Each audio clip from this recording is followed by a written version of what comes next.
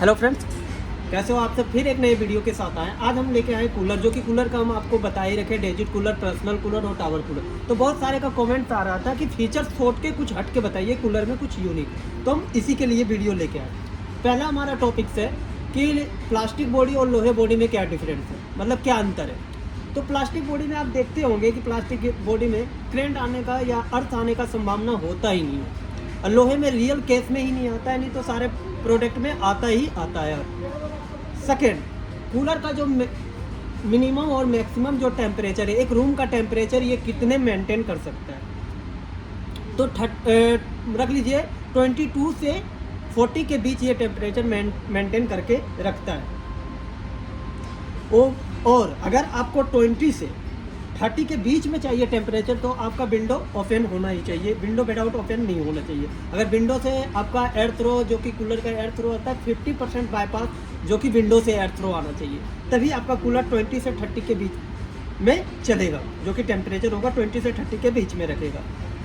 और अगर आपके विंडो नहीं है, तो आपके खिड़की पे एडजस्ट फैन लगा होना चाहिए, जो कि एडजस्ट फैन भी रहेगा तो भी काम आपका चल जाएगा। एडजस्ट फैन इसलिए लगाइएगा जो कि कूलर में ह्यूमिडिटी, जिसको बोलते हैं हुमस बोलते हो, जो होता है वो रियल केस में कभी भी नहीं होगा, हुमस कभी भी नहीं होगा। एडजस्ट फैन आपके घर में लगा है और विंडो ओपन है तो, क्योंकि प्लास्टिक बॉडी जितने भी आते हैं सारे होम में ही आते हैं, इनलेट ही आते हैं, आउटलेट नहीं आते, सारे आप घर के अंदर ही रखते हो। तो विंडो ओपन रखिएगा और आपको एडजस्ट फैन लगा के रखना ही पड़ेगा आपको। दूसरा, इन्वर्टर बेस पे सारा चला जाता है। हाईएस्ट कूलर का जो वाट होता है 250 वाट के करीब आता है, उससे नीचे ही सारा आता है, उससे नहीं। अब हम लोग चलते हैं पांचवें टॉपिक पे। पांचवा टॉपिक हमारा क्या है? पांचवा टॉपिक है कि घास और हनीकॉम्ब में क्या डिफरेंस है। घास आप देखते होंगे कि 1 से 2 मंथ भी नहीं चलता था, घास क्या होता था, थोड़ा थोड़ा पिघलना शुरू हो जाता था, मेल्ट होना शुरू हो जाता, जिससे स्मेल आना, बदबू जिसको बोलते हैं, वो आना शुरू हो जाता। इसके जगह पे हनीकॉम्ब पेड है। आप 1 ईयर यूज कीजिए, 3 महीने का सीजन होता है, 4 महीने का, जितने समय चला है यूज कीजिए, उसको आराम से आप बाहर निकालिए।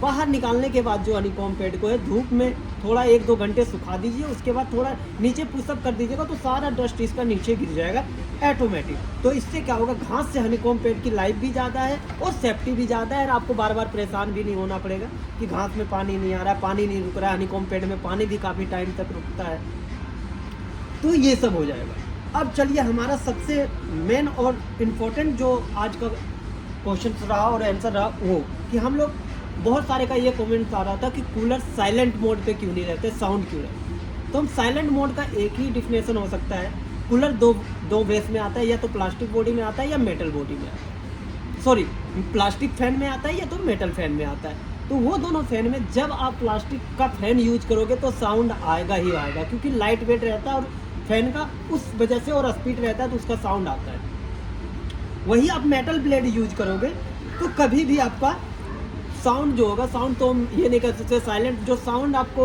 नॉर्मल कूलर में मान लीजिए 30% 20% मिल रहा है, वो सीधे घट के आ जाएगा 1 से 2% में, अगर मेटल ब्लेड आपके कूलर के अंदर लगा है तो। हनीकॉम्ब पेड का थिकनेस कितना होता है? तो हनीकॉम्ब पेड का जो थिकनेस होता है, एमएम में हम लोग कन्वर्ट करें तो 110, 115, 200, 250 एमएम, लास्ट 250 एमएम तक इसका थिकनेस होता है हनीकॉम्ब पेड का, जो कि ये अंदर लगा हुआ है। हनीकॉम्ब पेड का थिकनेस जितना ज़्यादा रहेगा उतना ज़्यादा आपका कूलिंग कैपेसिटी बढ़ जाएगा। और चौथे क्वेश्चन, और फिर से एक और, जो कि ये बिल्स की बात कर रहे थे लोग, तो बिल्स हमें कैसा लेना चाहिए? किसी में 4 बिल्स आते हैं, किसी में 3 बिल्स आते हैं, किसी में 2 बिल्स आते हैं। तो 4 और 3 बिल्स में क्या डिफरेंस?